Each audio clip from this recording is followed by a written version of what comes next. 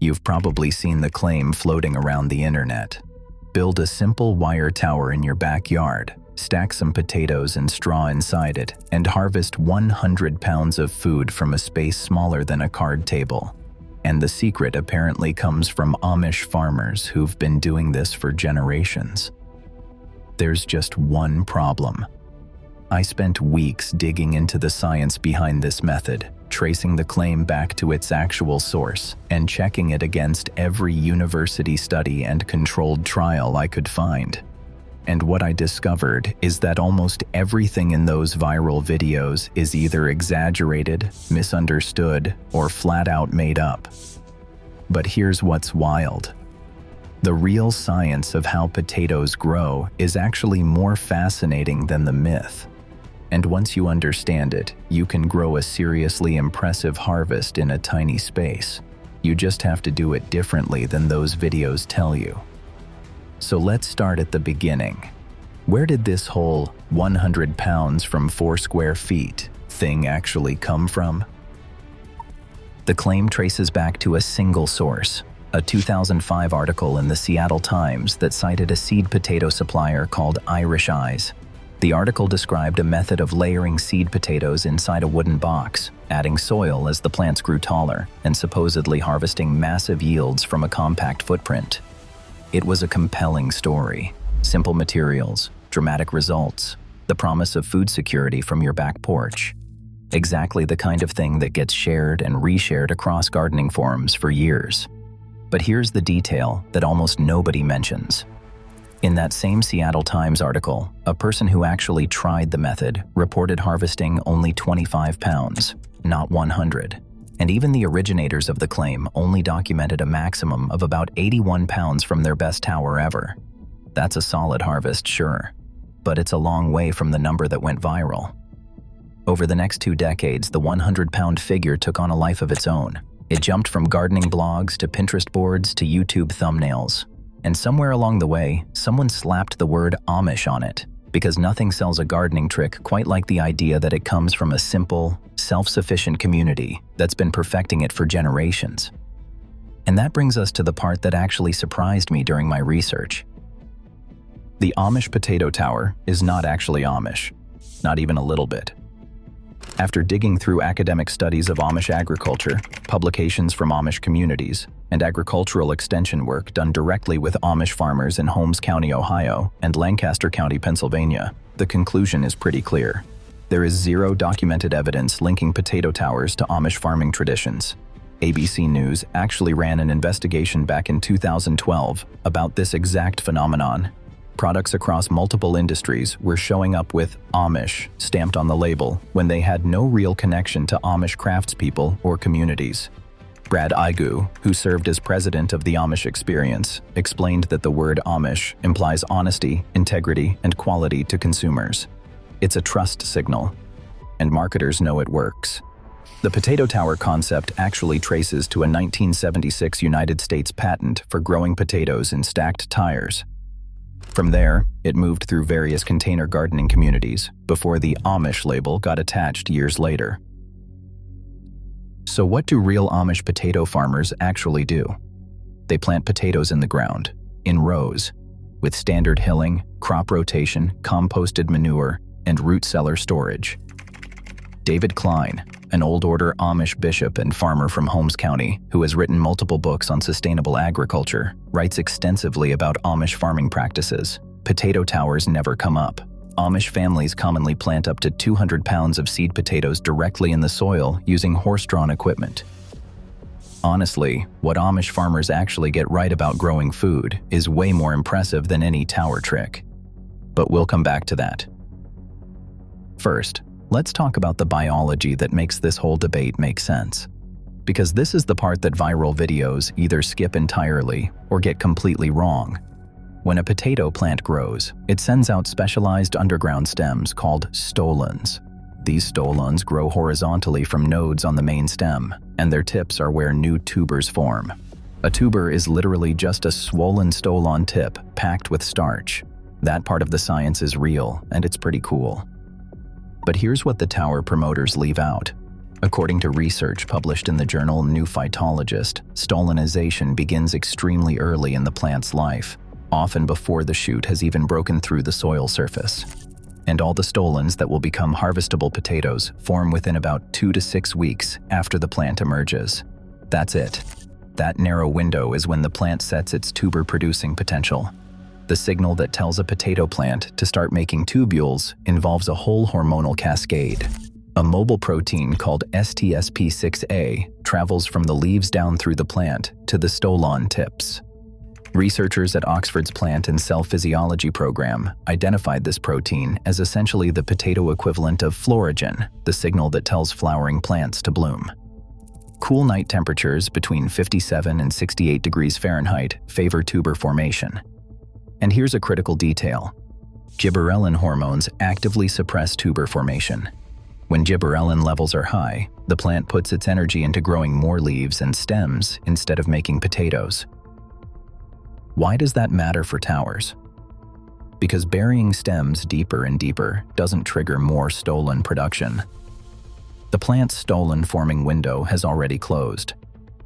What you're actually doing when you keep piling material on top of a growing potato plant is burying the leaves that the plant needs for photosynthesis. And photosynthesis is the engine that fills tubers with starch. Less leaf area means less energy for the plant, which means smaller potatoes, not more of them. Now, you've probably heard people say that the key is choosing indeterminate potato varieties that keep producing new tuber layers as you hill them higher. Varieties like Russet Burbank, German Butterball, and Kennebec get recommended over determinate types like Yukon Gold. Here's the thing though, when you actually look for this classification in agricultural science, it basically doesn't exist as a formal category. A Colorado master gardener responding through the university extension system explained that potatoes are typically classified as early season, mid-season, and late season varieties, not determinate and indeterminate. A Maryland extension specialist confirmed the same thing, noting that those terms are properly used for tomatoes, not potatoes. The terms do have a real botanical meaning related to above-ground growth habit. But the widely circulated idea that indeterminate varieties produce tubers at multiple levels in a tower, while determinate varieties only produce them at one depth, that claim isn't supported by published research. Late-season varieties like Russet Burbank do produce higher total yields, but the reason is straightforward. They grow for a longer period, develop more foliage, and therefore have more photosynthetic capacity to fill more tubers. It's about growing time and leaf area, not about forming magical extra tuber layers deep inside a tower. The plant breeder behind Cultivariable, who has grown tens of thousands of potato plants across hundreds of varieties, puts it bluntly. Domesticated potatoes don't produce additional stolons past the first few nodes above the seed piece. Hilling up in excess of 6 inches is largely a waste of time and effort. And the controlled trials back this up in a big way. The most relevant study I found was run by the Low Technology Institute with funding from the USDA Sustainable Agriculture Research and Education Program. 10 growers across southern Wisconsin each compared 5 different potato growing methods side by side, with 18 plants per method per site. Same varieties, same growing season, same conditions. The results? Traditional trench and hill growing, the method your grandparents probably used, produced 2.54 pounds per plant on average. Towers produced 2.05 pounds per plant. That's not a dramatic failure, but the tower method definitely didn't outperform the simple approach, and the labor data is where it gets really telling. Towers required an average of almost 17 minutes of labor per plant, compared to 7 to 11 minutes for ground-based methods.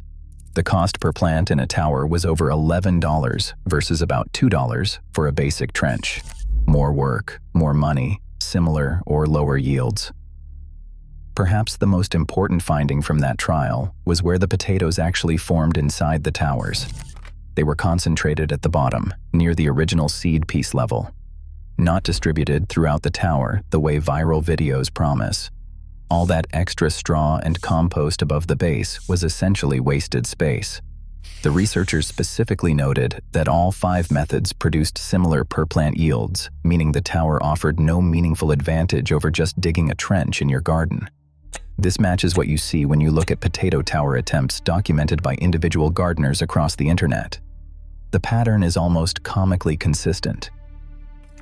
The University of Idaho ran a 3-year study specifically on russet Burbank, the variety most often recommended for towers.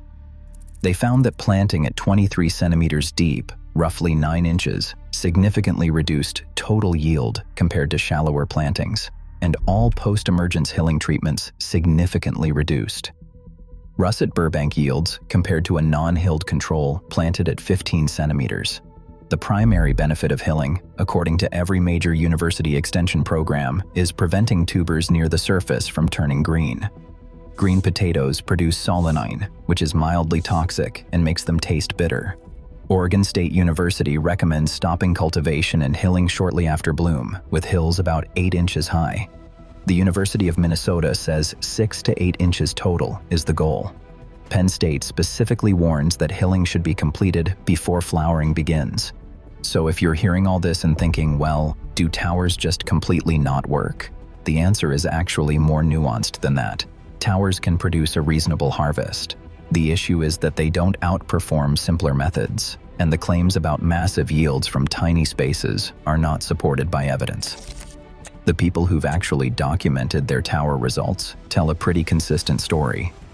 A well-known gardening blogger called A Piece of Rainbow built 3 large towers and harvested a total of about 20 potatoes from all 3 combined. The impatient gardener planted 3 pounds of seed potatoes in a tower and harvested 3.25 pounds, barely breaking even on her seed investment. Multiple other documented attempts range from disappointing to completely normal yields that could have been achieved more easily in the ground. If you're finding this useful and want to see more deep dives like this, where we actually check the science behind viral gardening claims, go ahead and hit subscribe. I do this kind of research so you don't have to waste a whole season on methods that won't deliver. Now let's talk about what actually works for growing potatoes in a small space, because that's the part you probably care about most. The approach that consistently produces good results is to treat containers as what they are: planters, not fill-as-you-grow towers. Here's what that looks like in practice. Use a container that holds at least 10 gallons of growing medium per seed potato piece. A 20-gallon fabric grow bag, a half whiskey barrel, or a large plastic storage tote with drainage holes drilled in the bottom all work well.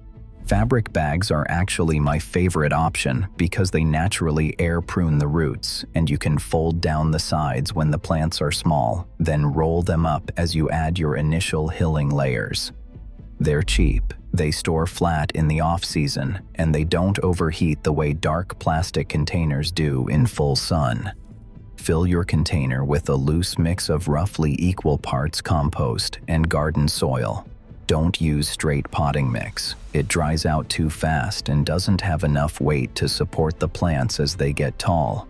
Plant your seed pieces about 4 inches deep with the eyes facing up, spacing them about 6 inches apart. You want 4 to 5 pieces in a container that's about 2 feet across. Hill once or twice as the shoots grow, adding 3 to 4 inches of material each time to a total depth of 6 to 8 inches above the seed piece.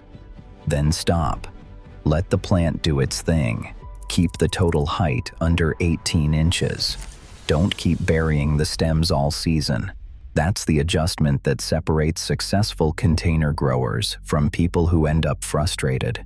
One more critical detail about containers. Above-ground containers heat up dramatically in direct afternoon sun, and tuber formation essentially stops when the soil temperature climbs above about 84 degrees Fahrenheit.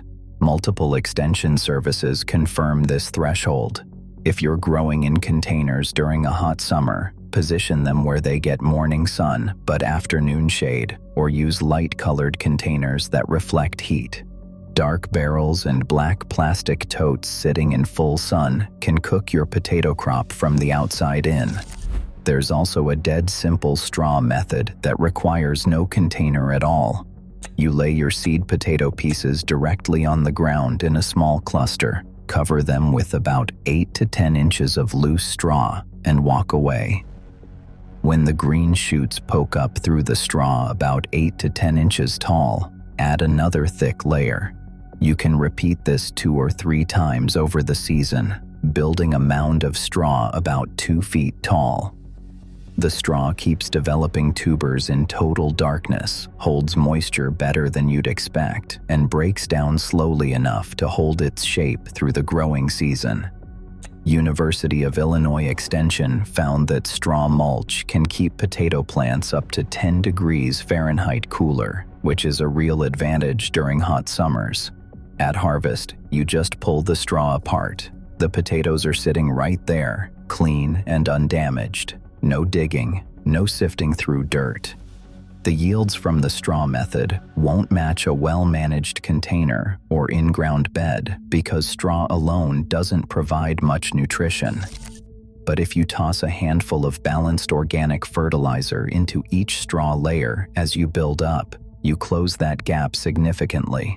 And the sheer simplicity of it makes this the method I tell every first-timer to start with. If you have a patch of ground, a bag of seed potatoes, and a bale of straw, you can be harvesting food in about 14 weeks. One fair warning about the straw approach, though: mice, voles, and slugs love nesting in straw. If you have rodent pressure in your area, this method might cost you some of your harvest to critters.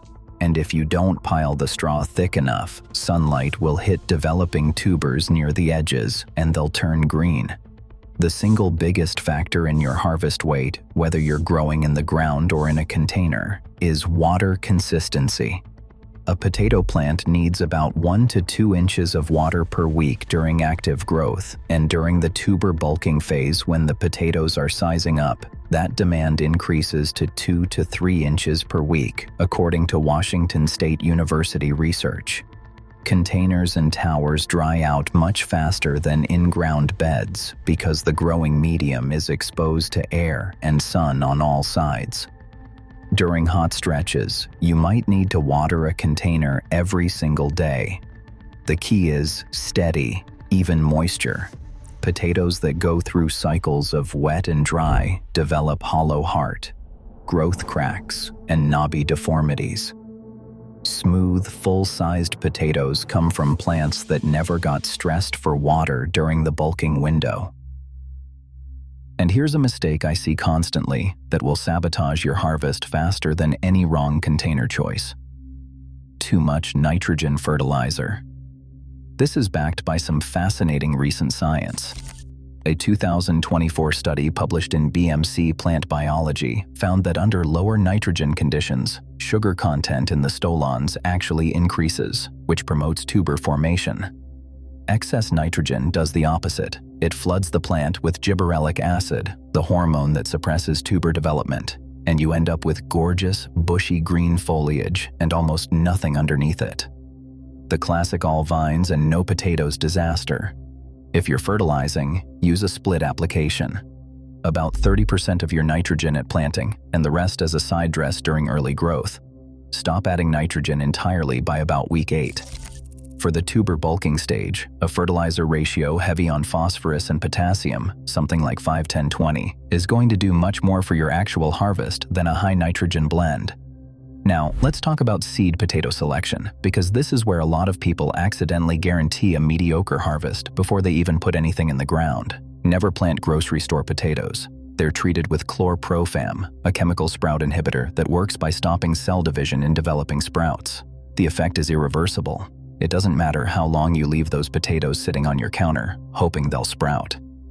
According to Potato Pro, an industry resource for commercial potato growers, the treatment was applied as an aerosol fog in the storage facility before those potatoes ever hit the grocery shelf. Chlorprofam was actually banned across the European Union and the United Kingdom in 2019 after safety regulators found that chronic exposure exceeded acceptable daily intake levels. Beyond the chemical treatment, grocery store potatoes can carry viruses and bacterial diseases you can't see. Certified seed potatoes from a reputable supplier reduce late blight incidence by about 78% and viral infection rates by over 90% compared to non-certified sources. When prepping your seed potatoes, cut them into blocky pieces weighing about 1.5 to 2 ounces each, roughly the size of an egg, with at least 2 or 3 eyes per piece. Iowa State Extension recommends letting the cut surfaces callus for 1 to 2 days at 60 to 70 degrees Fahrenheit before planting. That dry skin that forms over the cut prevents rot once the pieces go into moist soil. Small whole seed potatoes about 1 inch to 1¼ inches in diameter are actually ideal because they eliminate the disease entry points that cutting creates. Pre-sprouting your seed potatoes, which gardeners call chitting, gives you a genuine head start. Utah State Extension found that chitting speeds up emergence by 7 to 14 days. Start about 4 to 6 weeks before your planting date. Spread the seed potatoes in a single layer, with the eyes facing up in a spot with bright indirect light at around 70 degrees. You want short, stubby, green sprouts about 1 inch long. If they're long, pale, and fragile from sitting in the dark, they'll just snap off during planting, and you've lost your advantage. For harvest timing, watch for 2 signals. Flowering tells you tubers have started forming underneath. You can dig a few small new potatoes 2 to 3 weeks after flowers appear if you're impatient. For full-sized storage potatoes, wait until the vines have completely yellowed and died back on their own. Then wait another 2 to 3 weeks after that for the skins to toughen up. Michigan State Extension recommends rubbing your thumb across the potato skin as a test. If the skin doesn't rub off, they're ready. Not every variety flowers reliably, so vine dieback is always the more dependable indicator. Plant when your soil temperature hits 45 to 50 degrees Fahrenheit at 4 inches deep. That's the consensus across university extension programs from Maine to Oregon. Below 45 degrees, the cut surfaces of your seed pieces heal too slowly and are likely to rot before the plant establishes itself. Now, remember when I said we'd come back to what Amish farmers actually get, right? Because this is the part that's really worth learning from. A USDA-funded study conducted through Ohio State University documented farming practices on 3 Amish operations in Holmes County. These farms ran 4 to 5 year crop rotations, never planting the same crop in the same bed 2 years in a row. They built their soil health relentlessly with composted manure and cover crops, and the economic results were remarkable. Those Amish farms retained 54% of their gross income as cash profit, compared to just 17% for conventional non-Amish dairy operations in the same region.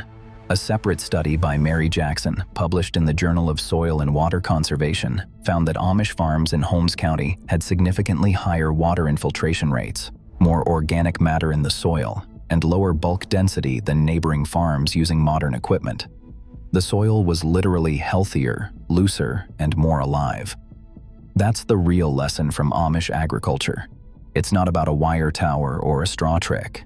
It's about treating your soil like a living system, rotating your crops so diseases and pests can't get established, composting everything you can, and working with the biology of your land season after season.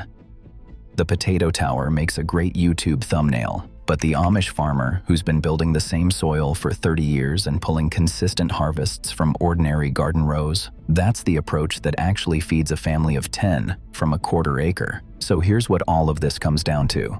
Can you grow a respectable amount of potatoes in a small space? Absolutely. But forget the towers and the viral claims. Use a container or a raised bed. Plant a late-season variety like Russet Burbank, Kennebec, German Butterball, or Elba. Not because they're indeterminate in some magical way, but because late-season varieties grow longer, develop more foliage, and have more time to fill out bigger tubers. Early varieties like Yukon Gold and Red Norland mature in 55 to 80 days and produce smaller overall harvests simply because their growing season is shorter. Still delicious potatoes, just less total weight per plant. Hill to about 6 to 8 inches and then stop. Keep your water steady and your nitrogen moderate. Use certified seed. And be honest about your expectations.